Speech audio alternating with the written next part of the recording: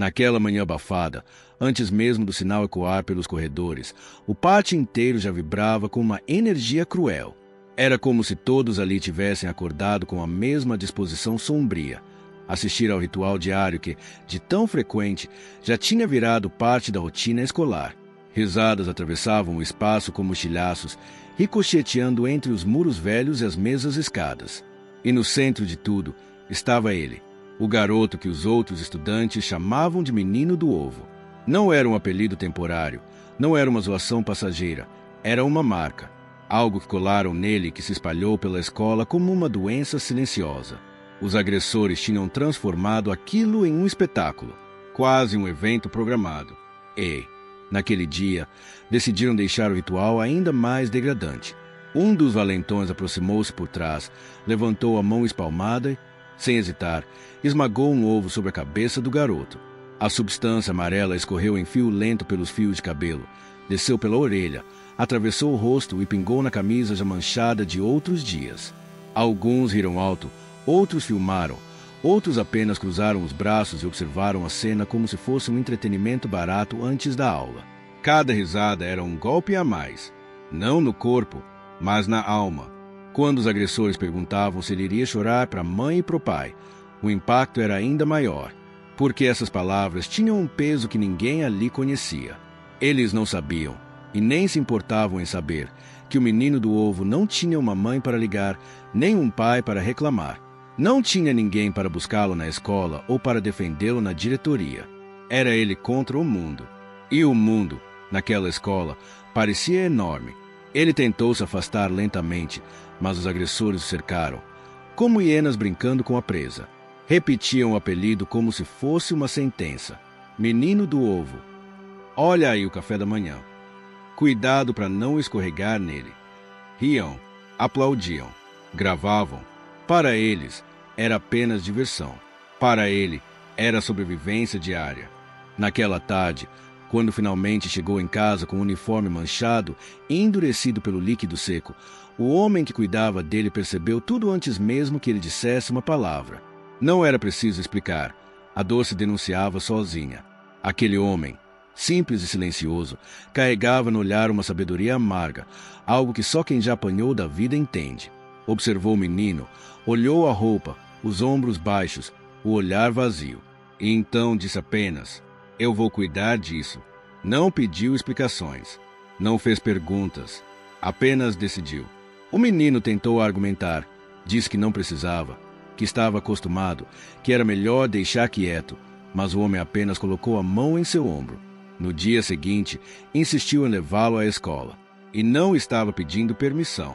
Estava protegendo. Quando chegaram ao portão da escola, a cena parecia repetida. Os agressores já estavam lá. Era como se farejassem o medo no ar. Viram o menino do ovo e imediatamente recomeçaram o teatro. Olha aí quem voltou. O menino do ovo. O apelido ecoou com força. Os risos acompanharam.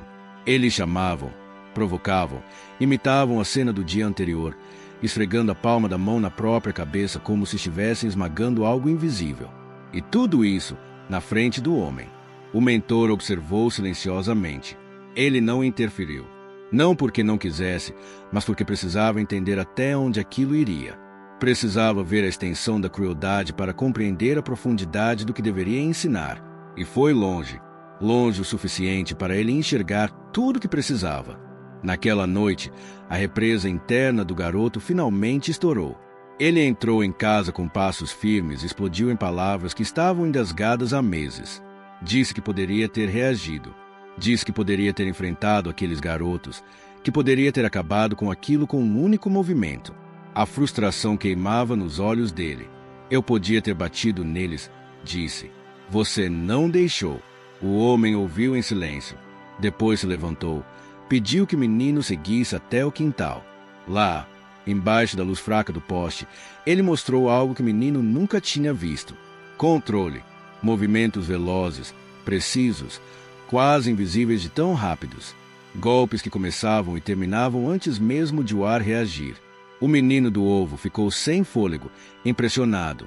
Movimentos se pareciam simples, mas carregavam décadas de dor, experiência e disciplina. Perguntou como aquilo era possível. O homem respondeu com calma: eu posso te ensinar, mas só se você aceitar uma condição. Você só vai usar isso quando estiver realmente pronto. E prontidão não era força, era autocontrole. O menino respirou fundo e aceitou. As semanas seguintes foram uma batalha diária contra o próprio corpo e contra a própria raiva.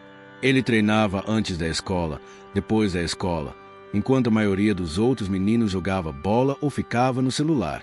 Aprendeu a posicionar os pés, a sentir o peso do próprio corpo, a respirar com intenção, a enxergar antes de reagir.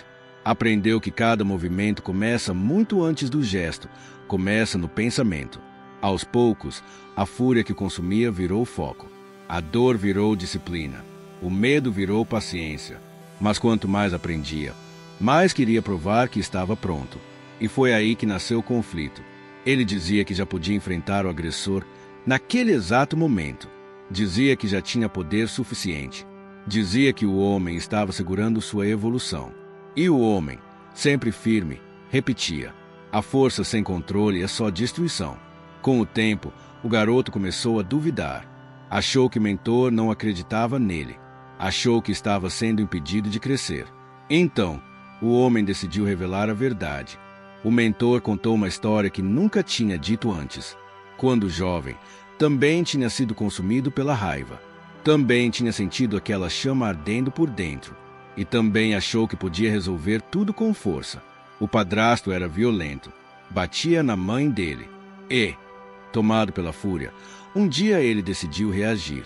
Mas quando levantou o braço, a mãe entrou na frente. E o golpe que deveria atingir o homem errado, atingiu ela. Aquilo destruiu o que restava dele. Desde aquele dia, ele aprendeu a lição mais amarga de todas. Quando a raiva decide, ela sempre escolhe o pior caminho. O menino do ovo ouviu em silêncio. E entendeu. Entendeu que a luta não era apenas com os outros. Era consigo mesmo. Uma semana depois, no mesmo pátio onde tudo começou, o agressor reapareceu. Chegou empurrando a mochila do menino do ovo, chamando pelo apelido como se fosse uma bandeira de vitória. Mas naquele dia, algo estava diferente. O menino do ovo não abaixou a cabeça, não desviou o olhar, não acelerou o passo. Ele encarou o agressor com uma tranquilidade que o outro não reconheceu.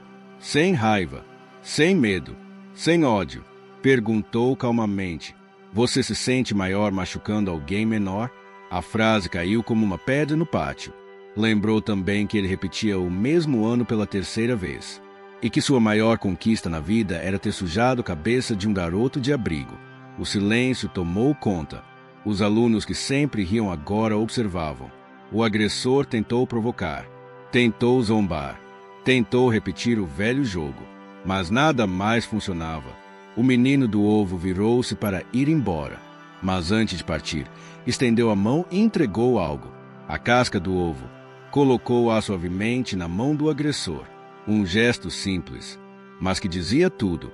Um símbolo de tudo o que o outro representava e de tudo o que ele tinha deixado para trás. Os colegas começaram a aplaudir. Não foi um aplauso ensaiado. Não foi forçado. Foi espontâneo. E pela primeira vez, o apelido que antes carregava humilhação soou como um título de vitória. O menino do ovo tinha vencido. Não com socos, não com força bruta, não com violência. Venceu com aquilo que o mentor lhe ensinou desde o início: o controle sobre si mesmo. A verdadeira batalha nunca foi contra os agressores. Foi contra a própria raiva. E naquele pátio, naquele instante, diante de todos, ele tinha vencido a maior luta de todas.